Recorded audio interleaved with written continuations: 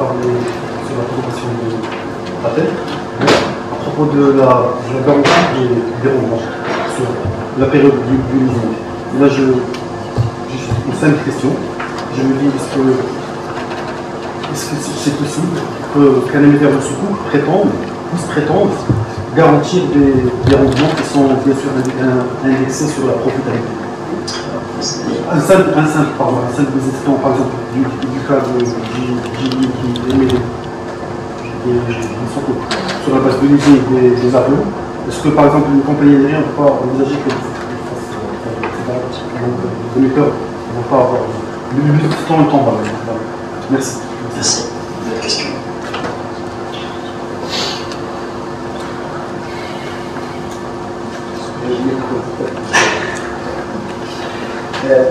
Ma question serait de voir ce qu'on peut émettre à ce groupe Raïl Majid investisseur. Je voudrais savoir si on peut monter un secours, un fonds de secours, sur, disons, pour un projet de fonds d'investissement. C'est-à-dire qu'il n'y a encore rien derrière. On dit on veut plus tard avoir de l'argent pour investir dans un secteur. Est-ce que c'est possible? Merci. D'autres questions? J'ai parlé un peu plus fort. Donc, la salle à c'est très important. Je voudrais poser une question concernant la réglementation. Je vous félicite d'abord d'avoir pris les choses en main pour élaborer et intégrer dans l'amendement de la loi sur la titrisation le volet relatif au secours. À ce titre, je pose une question sur les mécanismes mis en place, qui seront mis en place avec les décrets d'application de la loi pour garantir l'efficacité et dynamiser justement les secours au Maroc pour les développer de manière efficace. Par rapport à une expérience qui avait été déjà initiée auparavant sur tout ce qui fait la finance participative avec on va dire les crédits qui étaient lancés au départ, qui avaient eu beaucoup de problèmes, beaucoup de blocages à cause de la fiscalité, à cause de nouvelles d'éducation administrative et juridique. Et je reviens sur l'aspect fiscal des secours. Je ne vois pas vraiment d'avantages fiscaux très intéressants qui pourraient dire qu'au Maroc, c'est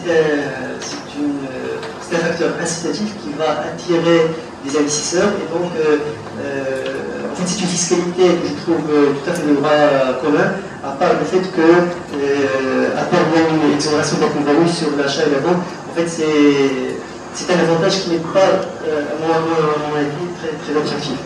Je reviens à M. Patel pour lui demander est-ce qu'il peut, au vu de ce qui est exposé par rapport à l'expérience marocaine, par rapport à la réglementation qui est en cours de mise en place, quelle est votre appréciation, vous venant de l'extérieur, avec une vision extérieure, comment après jugez-vous cette première expérience marocaine dans le domaine? Merci. Merci. Une dernière question.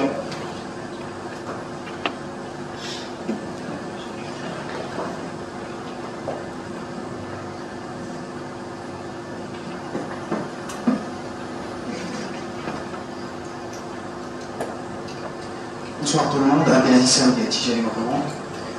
Donc ma question s'adresse à M. Paté. En fait, tout à l'heure vous avez donné un chiffre important, 87% de secours qui étaient non Sharia compliance.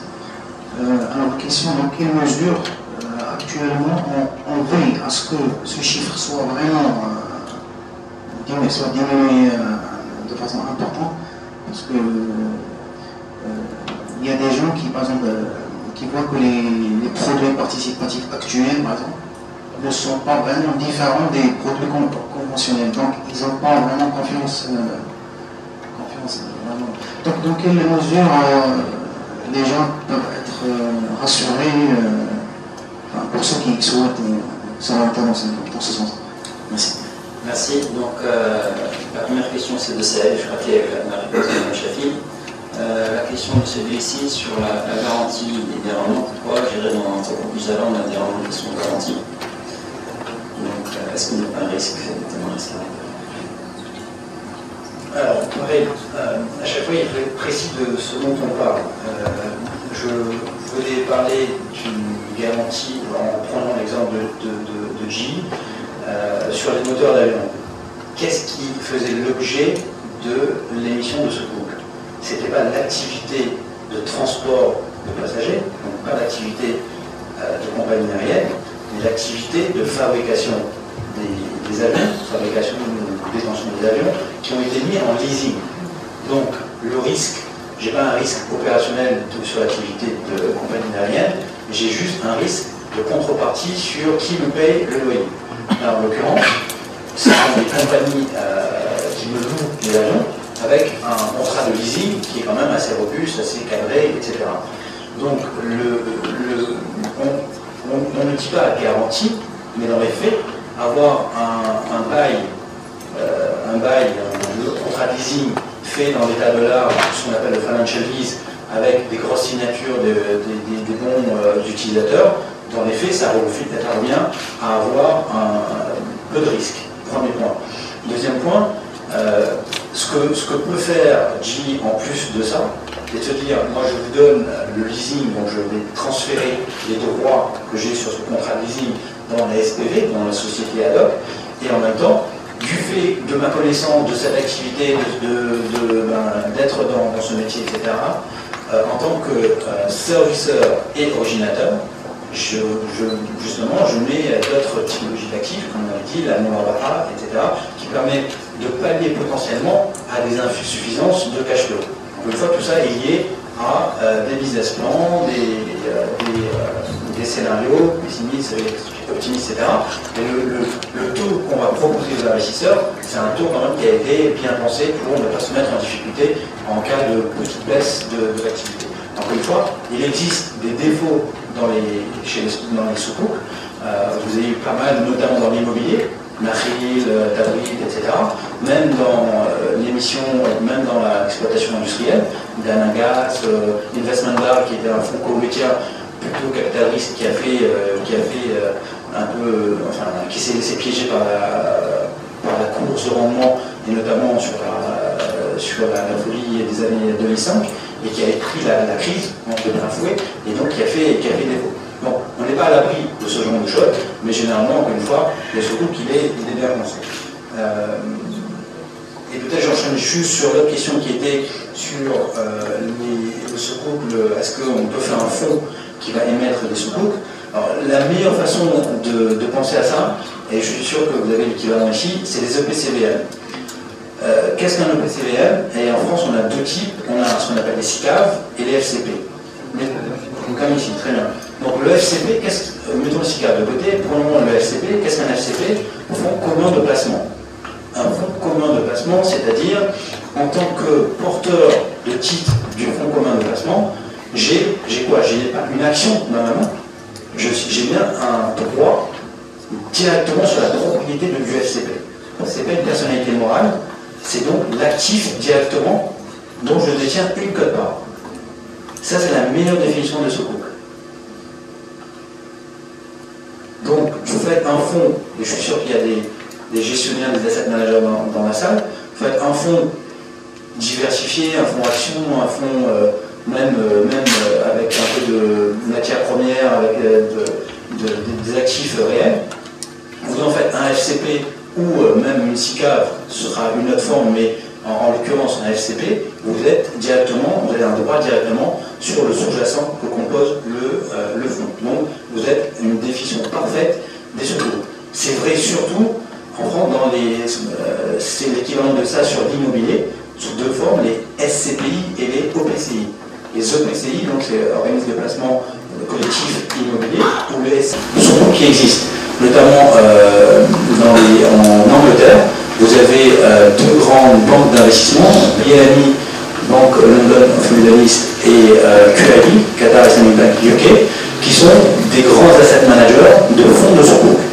Deux super fonds qui s'appelle Global Sukuk Fund de QIB, et c'est un des fonds qui est les plus intéressants, donc lui c'est un fonds de fonds, c'est un fonds de secours.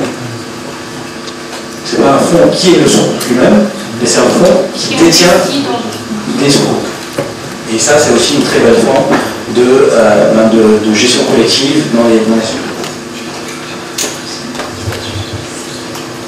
pense que la dernière question, c'était sur la réglementation. Les avantages fiscaux. Il y avait des questions comme M. Hayes, donc à la fois sur qu'est-ce qui va garantir qu'on va développer enfin les SOCO, qu'est-ce qu'il y a des garanties en termes de d'application, en termes d'incitation. Il y avait également la question sur les aspects fiscaux, notamment en termes d'avantages fiscaux pour ce qui a été fait. Et la question également est posée à une troisième sous-question dans cette question sur l'appréciation de M. Patel sur la réglementation qui était mise en place en différents moments. Donc la première question qui concerne un peu les autorités de tutelle, nous on est opérateurs, mais on œuvre justement pour qu'il y ait des incitations et des textes qui encouragent la titrisation d'une manière générale et pas forcément ce groupe. Maintenant je pense que je me permets de répondre, d'apporter une partie de la réponse. Je ne pense pas qu'une classe d'actifs ou un financement donné dans le contexte marocain serait privilégié par rapport à un autre. Donc même dans nos discussions sur les aspects fiscaux, donc il faut éviter de privilégier l'axe principal, c'était ça. On ouvre à cette nouvelle catégorie de titres, on met tout l'arsenal juridique et fiscal pour pouvoir le faire. Maintenant, l'aspect incitation, donc c'est un autre sujet qu'il faut regarder dans le cadre des marchés de capitaux d'une manière générale. Et ceci dit, pour la titrisation et pour les sous-coupes, nous en tant qu'opérateurs, on est derrière des textes d'accompagnement parce qu'on a parlé de la loi, le cadre légal, le cadre fiscal. Bon, je n'ai pas parlé parce que ce n'était pas l'occasion aujourd'hui de tous les textes d'accompagnement qu'on a proposés, c'est une vision de 360 degrés. Donc on a également proposé des amendements au texte régissant les investissements des sociétés d'assurance et les sociétés de gestion de PCVL, justement en accordant des poches dédiées au fonds de titrisation, en l'isolant par rapport à d'autres catégories d'actifs, mais c'est surtout de pouvoir mesurer le risque et par rapport au sous-jacent, et non pas par rapport à l'appellation fonds de titrisation, surtout qu'aujourd'hui, un fonds de titrisation peut acquérir des actifs et il peut émettre des titres de différentes catégories. Donc il faut un assouplissement des règles prudentielles d'investissement dans ce sens, chose que nous sommes d'ailleurs en train de discuter avec le ministère des Finances et des autorités de tutelle. Merci. Alors, c'est une grande question. Quelle est l'appréciation sur tous les efforts qui sont faits sur le Maroc? Si vous me permettez, je réponds à deux parties de réponse, une pour vous rassurer et une pour vous provoquer. Alors, la première, c'est tout ce qui est fait. Effectivement, comme je disais tout à l'heure, c'est un peu un alignement de planète entre la santé du gouvernement, les professionnels, le régulateur, etc. Et puis l'appétit des investisseurs qui sont là, hein, on les voit, investisseurs internationaux qui sont aux portes du Maroc. Donc c'est plutôt bien, et surtout la loi sur la titrisation, comme l'a rappelé madame, est quand même bien pensée, avec quelque chose qui soit, un peu comme je disais en introduction, un couteau suisse. Ce qu'il nous faut, c'est pas le truc dédié pour les sous-groupes, mais quelque chose de plus large qui permet une certaine flexibilité, et surtout d'être consensuel. C'est difficile de faire du consensuel sur la finance islamique, parce que derrière c'est quoi? C'est le droit musulman qui est, encore une fois, c'est pas un droit normé comme notamment le droit français, mais c'est un droit un peu casuistique avec une jurisprudence qui se développe au fur et à mesure. Donc c'est très bien d'avoir cette loi sur la titrisation qui permet de faire beaucoup de choses, que ce soit des vrais actifs, des droits, des directs, indirects, des titres de créance, etc., etc. Après c'est libre aux opérateurs d'être plus ou moins, donc très proche actif réel action, ou moins, plutôt proche titre de créance. Encore une fois, vous rappelez les questions dont je vous invitais à réfléchir, c'est pour qui et pourquoi? Pour quel usage et pour qui, quel investisseur? Il y a des investisseurs qui vont préférer le risque conventionnel et d'autres qui aimeraient bien un risque en partenariat. Donc tout ça, c'est en fonction de la partie des investisseurs. Généralement, on fait un secours, pas pour se faire plaisir soi, mais plutôt pour lever des capitaux. Donc il faut voir ce que les investisseurs attendent. Donc ça, voilà, c'est très bien, il y a un certain nombre de choses qui sont faites. Bon, il y a encore un petit truc là sur la fiscalité qui ne paraît pas encore très visible, en tout cas d'un point de vue extérieur, notamment cette retenue à la source, etc., et même ce taux réduit de 10%. Idéalement, ça ne devait pas exister. Bon, de toute façon, maintenant, pour vous provoquer, je dirais que c'est un peu le syndrome de la France et de l'Allemagne. Je reprends un exemple qui nous a été cité par un directeur d'une banque de Coe Farmhouse, qui connaît bien la France, lui-même étant francophone, et qui est venu, qui a assisté à différentes conférences en France, où il est gentiment invité